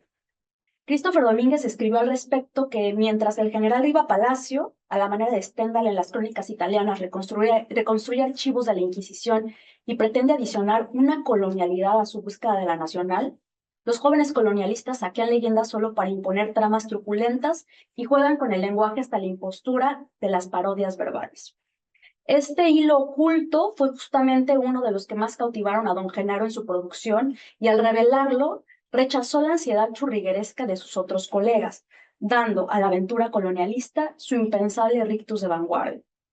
Es el narrador de Pero Galín quien nos expone en tono satírico la médula del género aplicada en un ejercicio verbal. Muy relajiento. Cito el texto. Cada objeto era una evocación, cada evocación era un tema, y para el desarrollo de cada tema se acomodó un léxico especial hecho de giros conceptuosos y torturados, de olvidados arcaísmos, de frases culteranas, de gongorismos alambicados que se enrollaban y desenrollaban como un laberinto, que llamaban a las cosas por tropos inverosímiles y que cargados y recargados de adornos pesados y crujientes afectaban la resurrección de una lengua que nunca ha existido. Surgió, en una palabra, la fabla. La receta es muy fácil. Se coge un asunto del siglo XVI, del XVII o del XVIII. Después se le van cambiando las frases, enrevesándolas, aplicándoles transposiciones y por último viene la alteración de las palabras. Hay ciertas palabras que no suenan a colonial. Para hacerlas sonar se les sustituye con un arcaísmo, real o inventado, y he aquí la fabla consumada. Cierro cita. Si ya en las fantasías mexicanas de su visionario de la Nueva España de 1921, al retratar, las intrigas políticas de una ciudad sometida a las autoridades virreinales, nos ofrecía una interesante perspectiva crítica propia de los géneros de reconstrucción, es en Pero Galín donde Estrada lleva al colonialismo a su mejor expresión artística, donde a partir de una sátira erudita nos hace testigos de los mecanismos que operan tras la tradición colonial, tras la configuración de los nacionalismos y de las propias identidades. Si como Allen W. Phillips escribió sobre el visionario, cito, en más de un instante se oye inevitablemente la voz moderna que revive y asesora el pasado con criterios de actualidad, cierro cita, empero Galín en cambio se manifiesta el pasado en un entorno moderno y es ahora el contrapunto a la inversa lo que permite escuchar la armonía del juego colonialista. Gran parte de la literatura colonialista ya se había dedicado a retratar la Ciudad de México durante el periodo virreinal, empresa posible para estos bibliófilos que, ligados a una tradición de ratones de biblioteca, habían acumulado un capital cultural realmente profundo de la historia de nuestro país. Teodosio Fernández apunta al respecto que, con el fin de ganar el interés de los lectores, intentó con frecuencia conjugar las descripciones con el relato de anécdotas que desde el Madrigal de Cetina y el Secreto de la Escala de Francisco Monterde trataron de aprovechar el renombre de algunos personajes del mundo novohispano. Los colonialistas no se diferenciaban en esto de lo que habían hecho y seguían haciendo sus precursores. Sin embargo, yo digo que el espíritu crítico de Estrada le permitió esbozar una sátira madura de ingeniosos alcances que empero Galín lo distanciaron definitivamente del resto de los colonialistas cuyas evocaciones históricas estaban más bien animadas por una percepción sentimental, contra lo cual su sentido crítico mostraba visibles diferencias. Si bien el derrotero de la literatura de Estrada por la Ciudad de México ya ha sido lo bastante estudiado con respecto al visionario de la Nueva España por estudiosos como Allen W. Phillips, me parece relevante enfocarlo en Pero Galín, un personaje que entiende la ciudad, el colonialismo y la identidad como actos deliberados de superchería moderna. Así, a la manera de una Bildungsroman sobre un adolescente tardío, Genaro Estrada nos conduce por un itinerario vital en donde el papel de la Ciudad de México actúa como el principal catalizador de una transformación gigantesca. En la tercera parte del libro se nos presenta el personaje principal, Pedro Galindo. Se nos introduce la metamorfosis que sufre este luego de desplazarse de una localidad ficticia, Solumaya de Chavira, en uno de los estados de la frontera norte a la Ciudad de México. De pertenecer a una de las 3 familias de más elevada alcurnia de esa provincia, cito el texto, enviósele a la capital de la República la casa de la familia Vera, cuyo recato, costumbres y antecedentes lo pusieron en contacto con un ambiente de refinado arcaísmo, de elegante antigüedad, de vida superior. A través de una multitud de objetos antiguos y de las intrincadas explicaciones elaboradas historias sobre cada pieza de mobiliario y adorno, Pedro Galindo entró en conocimiento de las artes suntuarias y las antigüedades coloniales fueron las que más profundo hirieron su corazón. Pasó su juventud en la calle Casa Exquisita, donde, cito, conoció allí los bordados españoles del siglo XV y del XVI, los leves manteles de altar deshilados con primor en la vieja Malinas, las esculturas guatemaltecas de maderas pintadas con iridiscentes colores metálicos, las platas segovianas de grave ornamentación, las armas, los damascos, los cuadros, marfiles y todos los demás restos de las artes mayores y menores que la dominación española trajo a México y en los que en aquellos lejanos tiempos produjo el ingenio de los nativos. Cierro cita. El germen del colonialismo se sembró en su corazón, sin embargo, fue hasta instalarse en casa propia que entró en verdadero contacto con los resabios coloniales que en su afán de acumulador y anticuario persiguió con esmero por los rincones de la ciudad. Cito el texto. Frecuentaba las colecciones de Gargollo, de Miranda, de Martínez del Río, de Nájera, de Schultzer, de García Pimentel, de Dunkeley. Los domingos por la mañana hacía visitas reglamentarias a las galerías de San Carlos, al Volador, al Museo Nacional, deteniéndose con más espacio en la colección colonial de don Ramón Alcázar.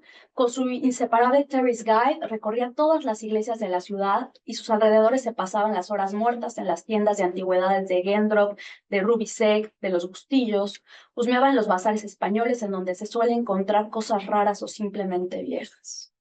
La ciudad se convierte, al igual que su propia casa, muy de soltero pero de tacita y plato, en proyecciones de su fantasía. Recorría sus lugares únicamente porque lo remitían a algún pasado remoto, como sus visitas a la Alameda a la que recurría solo porque en antes rodeaba en la Plaza Mayor del tiempo colonial la estatua de Carlos IV. Y para alimentar esa ensoñación, Pero Galín se adentraba en un paraíso estratificado que, así como el de Dante, pero para los colonialistas, va ascendiendo en cielos hasta el rango más alto de lo mundanamente alcanzable en los resquicios de esta ciudad. Nos describe la capital a partir de los tipos y costumbres de estos estratos de paraíso, los cuales llega a conocer a través de su peregrinaje diario en búsqueda de tesoros.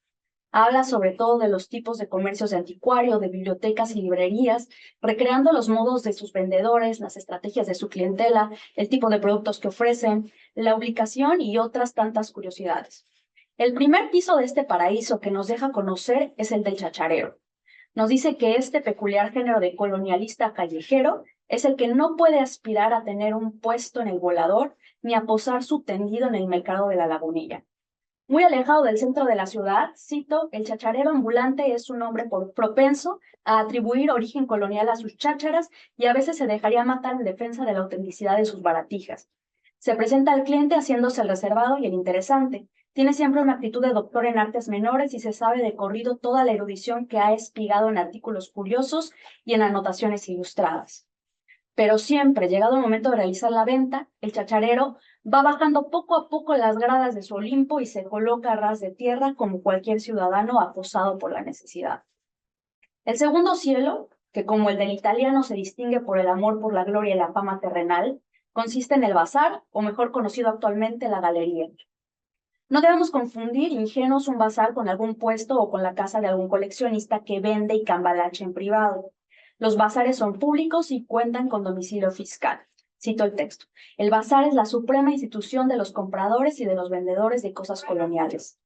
Nos habla de tres especialmente, el Aztec Land, antaño ubicada en Madero 24, el Sonora News, calle de Gante 24 también, y el de Monsieur Théophile Gendrop, y todos estos pertenecían sin lugar a dudas a comerciantes extranjeros, mismos que negociaban no solo con antigüedades hechizas, sino con verdadero patrimonio histórico.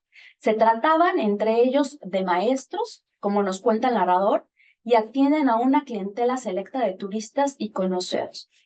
Sin embargo, el verdadero paraíso colonial se encontraba, cito, frontero al Palacio Nacional, en el punto en donde interceden dos de las calles de mayor tráfago ciudadano, entre el ruido de las bocinas de los coches y camiones, de las campanas de los tranvías, de los reclamos estrepitosos de los vendedores, al sur el barrio de las tiendas otomanas, al oriente la derruida universidad, es el Volador. En aquel sitio es donde, aseguran los cronistas, los coronistas, estuvo el Volador, volantín de los aztecas primitivos y cuyo terreno Hernán Cortés legara a la Ciudad de México para que solo tenga uso de mercado hasta la consumación de los siglos, aunque pues ya no existe. Este interesante recinto que desde 1791 y hasta 1929 ocupó un lugar fundamental en la traza de la Ciudad de México, hacia 1890 se transformó en un gran comercio de cosas de viejo y ofrecía productos de todos los géneros y gustos. Pero en el Volador, el paraíso propiamente dicho lo forman 4 o 5 puestos, nos dice Estrada, aquellos en donde el conocedor y el diletante pueden encontrar o creen encontrar objetos de procedencia o de aspecto colonial. Es otra vez la impostura el medio que lo traduce en fin. El paraíso colonialista se aparece en cada rincón donde exista alguien dispuesto a prolongar el juego. Cito, pero Galín se despide. Hace como que no quiere hablarle una palabra de la mancerina de plata. Galín da algunos pasos hacia afuera, así como que no lo quiere. Salas le dice que por ser para cliente tan estimado, le dejará la mancerina en 25 pesos. Salas acepta los 20 pesos y entrega la mancerina a Pero Galín. Pero Galín ha aprovechado el domingo, su día, y sale radiante. Cierro cita. Solo mediante estos recorridos la transformación se efectúa y un epígrafe de Sherwood Anderson cobra igualmente sentido. Estrada extrae la cita del libro de cuentos Horses and Men y nos habla de un hombre atemporal, Theodore Dreiser, en quien something gray and bleak and hurtful that has been in the world perhaps forever is personified in him. Pedro Galindo opta por vestirse fuera de moda, alejarse de cualquier escandaloso suceso que pudiese alterar el orden de su fantasía y constituirse a sí mismo en un hombre de la colonia en pleno siglo XX. Finalmente, cito, como su nombre sonaba vulgo y modernidad, decidió usarlo de un modo más consonante con sus gustos y costumbres coloniales y sin pensarlo mucho, fuese derecho a la imprenta más antigua de la ciudad y allí, en caracteres góticos, hizo estampar en tarjetas de visita una sola línea que decía Pero Galín. Cierro cita. Su refinado conocimiento en las altas y bajas artes de lo arcaico lo adquiere, pues, en la calle, y de la calle recoge también una pasión por el engaño. Pero Galín nos cuenta cómo sus visitas a ciertos anticuarios de México elevan de rango su obsesión hasta que paulatinamente no se contenta ya con lo auténticamente antiguo, sino que todo aquello que se pretende colonial lo satisface. Más aún nos dice que los hombres de letras son los verdaderos impostores, los imagineros de la actualidad, y es este conocimiento empírico lo que le permite hacerse maestro de la confección de falsos artículos coloniales, así como de impostados diálogos churriguerescos. Pero Galín dice, anoche durante 1 hora estuve elaborando esta frase. Señora mía y dueña, acoged mísero de mí en el acomodado forlón de la vuestra benevolencia, el huella perfume que en tímido azoro despide la pitiflor del alma. Me parece que esta tirada no tiene desperdicio en una novela de género, que ha de aderezar entre visorreyes y objetos suntuarios, cuyos nombres ya he encontrado en cierto inventario del Archivo General de la Nación. Cierro cita. Más adelante, el personaje hace una confesión paralela. Lo que ha elogiado mi último visitante este retrato veneciano. Se fue convencido de que era un palma. Moralitos, genio inédito. ¿Quién te lo hubiera dicho cuando lo recubrías pacientemente de chapopote con aguarrás? Lo dejabas al sol 20 días en la azotea de tu casa. Le ponías el craquelé en el horno de los bollos y con tu escopeta, a fuerza de perdigonadas, le diste ese aspecto de polilla secular. Cierro cita. Las confecciones de personaje no son las únicas en las que se replican los argumentos satíricos. La estructura del texto es otro ejemplo de la ironía mimética del impostor. Al igual que en el diccionario, el esquema narrativo se fragmenta en pequeñas unidades independientes. En más de un sentido, es una novela miscelánea en la que la ficción, la autobiografía, el ensayo y la crónica lingüística se entretejen para dar rienda suelta a un texto donde la acción exterior es mínima, pero son grandes las transformaciones. La organización de papeles dispersos no era algo ajeno para el autor, pues dedicó muchos años a la organización del patrimonio cultural de México y se profesionalizó en este neurótico arte bajo la tutela del propio Genaro García. No está de más aquí hacer un pequeño paréntesis y recordar el importante papel que tuvo como el fundador de las series Monografías Bibliográficas Mexicanas y del Archivo Histórico Diplomático Mexicano, asunto que da completamente para otra ponencia. Pero bueno, como señalan Beatriz Espejo y Héctor Díaz Arciénega, Genaro Estrada tomó de Bertrand el modelo del naciente poema en prosa que con el paso del tiempo depuró. En él identificó una cualidad que ni Jacques Baudelaire, ni Jules Bernard, ni otros más la prosiguieron, el empleo de los epígrafes. En efecto, los 11 textos, de entre los cuales algunos pudieran sostenerse de manera independiente, vienen acompañados por interesantes epígrafes que, a diferencia de su texto precursor, el Visionario, en esta ocasión se desprenden de registros distintos. Retoman a Cocteau, a Fernán Pérez de Guzmán, a Sherwood Anderson, a Isaac Goldberg, a Waldo Frank, a Juan II, George Santayana, Baltasar de Alcázar, The Little Review, la revista de las Southern Pacific Lines y a Alfonso Reyes. Este elemento paratextual es recuperado en Pero Galín, cito, con el propósito de un doble contrapunto. El aspecto visible de las breves narraciones funge como apoyo para su humor, en tanto que los epígrafes los utiliza como referente para fortalecer sus ironías y paradojas. Como dijo Christopher Domínguez, no es extraño que haya congeniado con Morán. Todo en Pero Galín es un falso artilugio colonial y en ello encuentra este personaje el verdadero deleite. Como nos permite conocer Genaro Estrada con su epígrafe de Waldo Frank, el hispanista, hispanoamericanista y novelista estadounidense, such is the irony of life. The evil seed he helped to sow enormously increased, and his poet's dream is a wish fully long as ever. A diferencia de lo que pudiera pensarse sobre un personaje de tan arraigada alcurnia, el engaño no lo ofende, más bien lo maravilla. Nos dice: por los bazares de este tiempo han pasado 100 veces más halcones coloniales de talla que todos los que hubo en los 3 siglos de la Nueva España.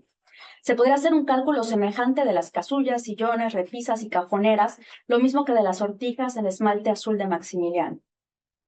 Con estas afirmaciones, Pero Galín no es ya una novela colonialista, es una novela sobre el colonialismo que nos ofrece un contrapunto moderno sobre lo más arcaico de la identidad nacional. Al final, como sintetiza Villaurrutia, el personaje contrae nupcias y tras una marcha nupcial a Hollywood, cito, ciudad de las mil caras, sale Pero Galín inundado, sano de modernidad, arrepentido de anacronismo, a una vida de campo entre gentes que hablan un lenguaje directo y repetido. Como en el último rollo de una película optimista, el héroe ha triunfado de su mal. Cierro cita. Exiliado en la provincia, disfrutando de las glorias de la vida en una hacienda propia, Estrada nos plantea un futuro para México y su personaje, ajeno a la atracción incontrolada de lo antiguo y de lo moderno. La literatura, a su vez, optó por otro rumbo nacionalista, por otro tipo de evasión que, como Teodosio Fernández nos recuerda, legitimó la novela de la Revolución Mexicana por encima de otras opciones narrativas. Sin embargo, no hay que dejar de lado que Genaro Estrada, con su Pero Galín, clausuró este género con amor, alevosía y ventaja. Muchas gracias. Muchísimas gracias, María Fernanda. Bueno, tenemos, han sido unas ponencias bastante interesantes, intensas, además acerca de la relación entre las máscaras, y venía yo pensando en esa relación entre la fantasía, ¿no? Lo último que comentaste, que expusiste, María Fernanda, la fantasía colonial, ¿no? Y lo que decía, también lo que presentaba Gaby, lo que presentó al principio también Francisco, ¿no? Sobre esta cuestión de las máscaras como un simulador, como una ficción permanente, sobre la identidad mexicana, ¿no? Parece ser un asunto bastante pendiente. Entonces, yo no soy mexicanista, así es que si alguien tiene una pregunta con relación a las ponencias, y si no me atrevería a preguntar algo. Sí. No sé si alguien tiene alguna pregunta por ahí. ¿Un comentario? Sí. Perfecto. Sí. Entonces, ¿cómo es? Bueno, esa es una pregunta muy genérica. Una pregunta, Mar. ¿Hay una Francisco. pregunta? Ok, Francisco, sí. Sí, Adelante. gracias, maestra. Para nuestra compañera María Fernanda Mora Triay, acerca de este trabajo que hizo el maestro Genaro Estrada como secretario de Relaciones Exteriores, que es como se le conoce realmente. A mí me gustó mucho esta ponencia porque rescata esta otra parte de este personaje de la vida real, Genaro Estrada, que es una parte, si me permiten decirlo, un poco desconocida como novelista, dado que efectivamente todos conocemos su obra al punto de que se le llamaba Doctrina Estrada. Bueno, se le sigue llamando así, nada más que ya no está actualizada esta doctrina en el ámbito de las relaciones exteriores. Y de hecho se decía que era una doctrina inamovible, es decir, cambiaban los presidentes de la República, cambiaban hasta de los partidos, pero seguía viva esta doctrina. Actualmente ya no es así. Qué bueno que se rescaten este personaje, porque ahora que lo estaba yo revisando, me di cuenta de que cuando fallece, que falleció muy joven a los 50 años, lo entierran inmediatamente en la rotonda de los hombres, ahora de los hombres y de las mujeres ilustres. Y bueno, este brillo del personaje se va disminuyendo con el paso los años. Qué bueno que se rescate y qué lástima que ya no existan, y si existen, desgraciadamente no son muy conocidos o no tienen injerencia dentro de la política mexicana, estos personajes.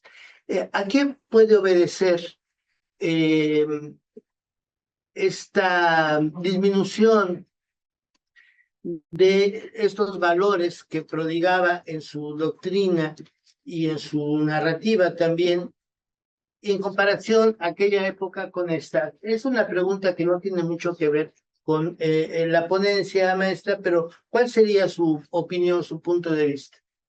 Ok, bueno, yo no soy politóloga, ¿no? Pero yo lo que puedo ver es que Genaro Estrada, en general, en sus dos facciones, o sea, como humanista y también como secretario de Relaciones Exteriores, estaba muy interesado por la conservación y también perteneció a un momento convulso de la historia, no solo de nuestro país, sino en general de la historia universal, por así decirlo, en la que realmente él lo que estaba intentando era proteger y de alguna manera responder al tipo de intervenciones que se estaban realizando desde otras naciones a las políticas interiores de otros países, ¿no? Entonces, si bien era una política exterior que tenía sentido dentro de algún momento de la historia nacional, sin lugar a dudas es algo que no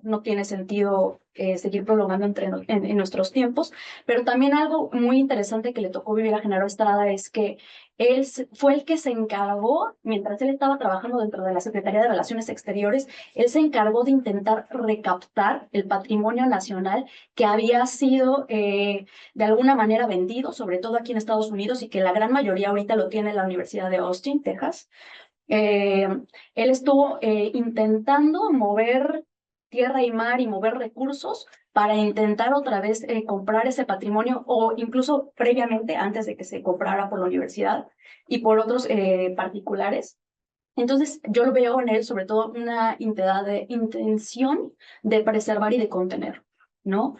Hay una cita de Luis Mario Schneider que tengo por acá, que habla de este personaje y decía de él: todo hombre vive habitado por sus demonios, todo escritor asume la responsabilidad de desbocarlos o atarlos. Los primeros son los alucinados, los propiciadores del caos, los amorales, quizá los grandes transformadores. Los segundos, los respetuosos, los ordenadores que hacen del equilibrio una religión, los organizadores gratuitos, los sacrificados. Estoy seguro de que Genaro Estrada era de estos últimos. Entonces, no sé si se responde un poquito. Claro que sí, muchas gracias. Gracias.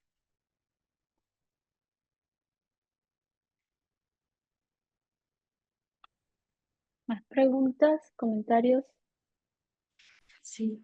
Yo tengo, perdón, gracias. Yo tengo una pregunta para Imelda y me pareció muy útil tu trabajo y también muy interesante. Y me gustó mucho cómo es que pones énfasis en el género de la novela, no solo como una cosa aislada que existe en la mente de los que escriben y de los que leen, sino también como materialidad. Y me preguntaba si tú encuentras relación o continuidades en la forma en la que se manejaba todo esto de la imprenta y la censura, etcétera, pero ya en el México independiente. Bueno, algo que sí me empezó a llamar la atención después es la novela de entrega, que empieza a consolidarse también como este sentido de darle seguimiento, ¿no? Y buscar como ese objeto material. Y ya no solamente el libro completo, sino estar esperando constantemente que el escritor esté publicando y tener a la mano ese trabajo, ¿no? Casi, casi como pan recién salido del horno, pero el objeto, el libro como tal, o el capítulo en este caso. Entonces, muchas novelas, bueno, especialmente las que tenían nombres así como de mujeres, como Clemencia, o también está Angelina, que eran novelas de entrega, después ya cuando se consolida México. Y también, por ejemplo, algo que sí me parece curioso es que las temáticas de estas novelas ya toman también como este sentido costumbrista y muy romántico, me refiero al romanticismo, de sí está presente como todo el ámbito de la guerra, pero no es lo principal, sino todo lo que ocurre con los individuos ajenos a la guerra como tal. Y pues sí, esto me parece interesante, que se empieza a hacer más constante la novela de entrega y ya se ve el libro como este objeto material y no solo uno solo, sino varios de una misma, pues ahora sí que temática o novela como tal. Sí,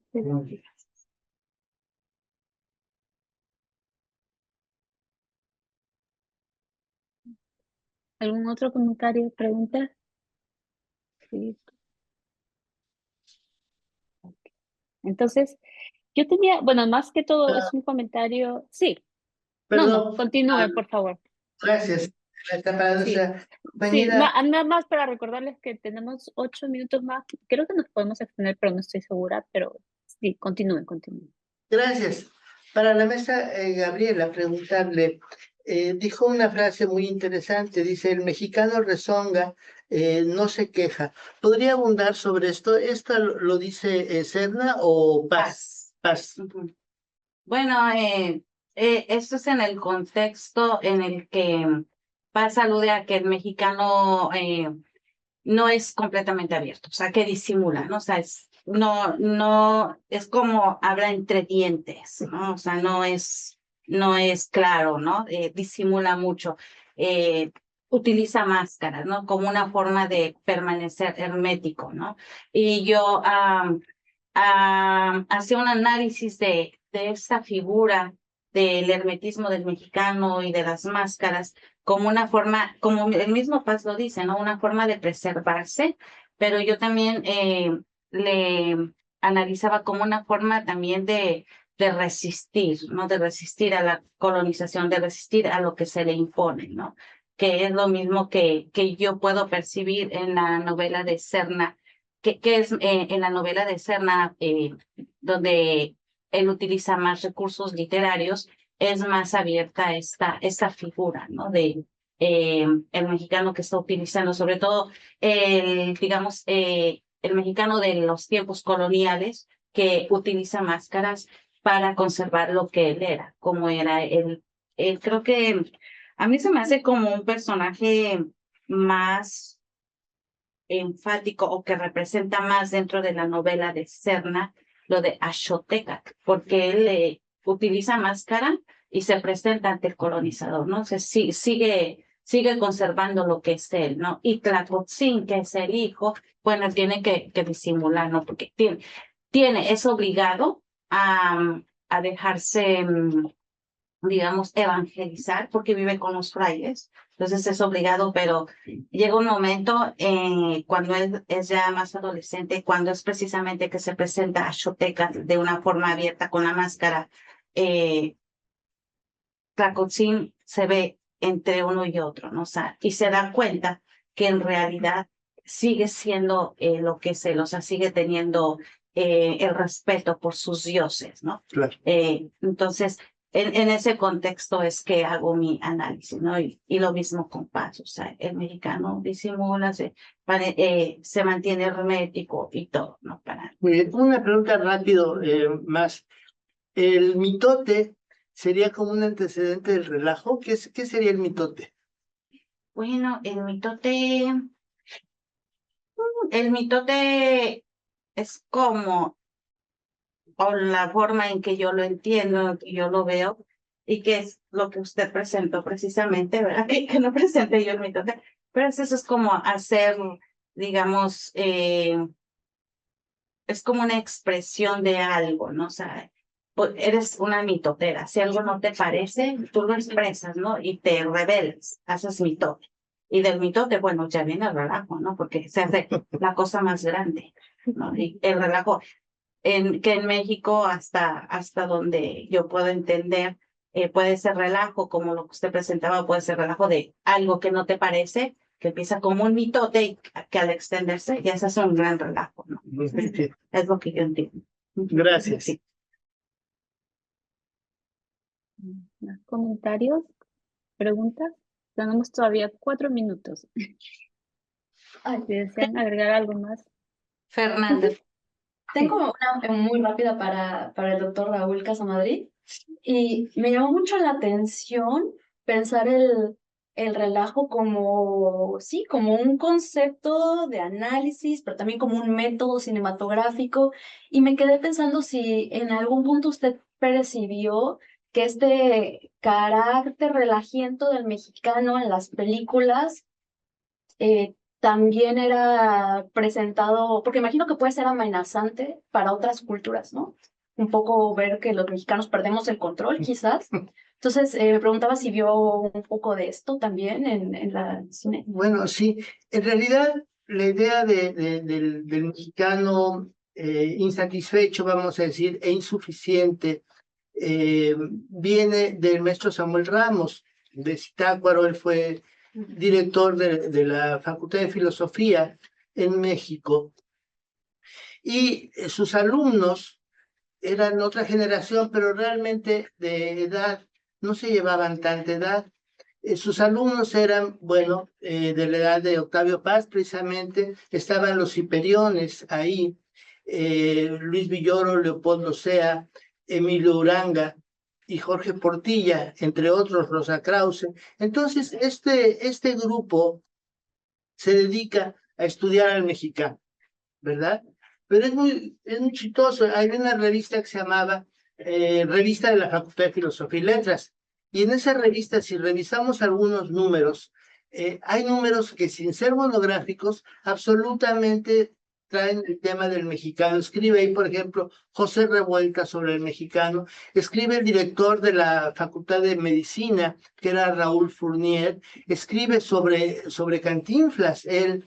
Y es muy interesante ver cómo todos los intelectuales, al menos los que estaban en la universidad de aquella época, hablamos de fines de los años 40, principios de los 50, están volcados sobre el tema del mexicano y del nacionalismo. Después esto desapareció porque comenzó a verse ya lo mexicano como un exceso de chauvinismo, como que nada más el nacionalismo y con esto armar cosa política, etcétera.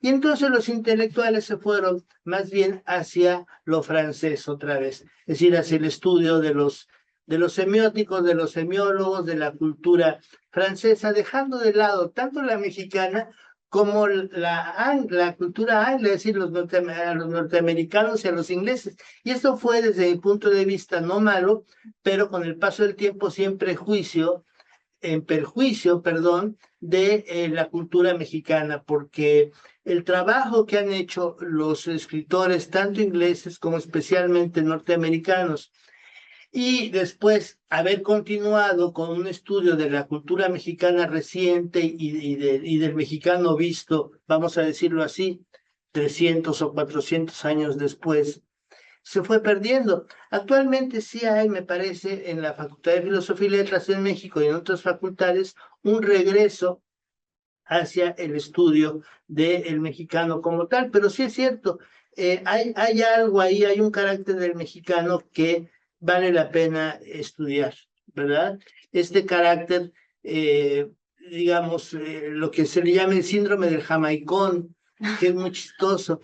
El jamaicón llega a ser un jugador del Guadalajara que cuando va a jugar a Suecia no alcanza a llegar al Mundial, se regresa porque dice, es que yo no puedo comer esta comida, no me sabe nada, yo necesito la comida que me hace mi abuela. Aquí me voy, yo me voy. Y es el síndrome del jamaico, es decir, llega uno hasta cierto lugar y se echa para atrás, como en la película del campeón sin corona, que cuando está ganando el título, una norteamericana le habla en inglés y él completamente se le borra y lo noquean y queda ahí tirado, ya nunca se puede recuperar, ¿no? Entonces ese es un poco lo que diría yo del comentario. Gracias. Muchas gracias. No sé si tienen algo más que agregar. Es la 1 de la tarde. Bueno, yo les agradezco muchísimo. Ahora sí voy a hacer mi último comentario. No, pero muchísimas gracias porque ha sido una ponencia bastante interesante, sobre todo en relación a la cuestión de la identidad mexicana, ¿no?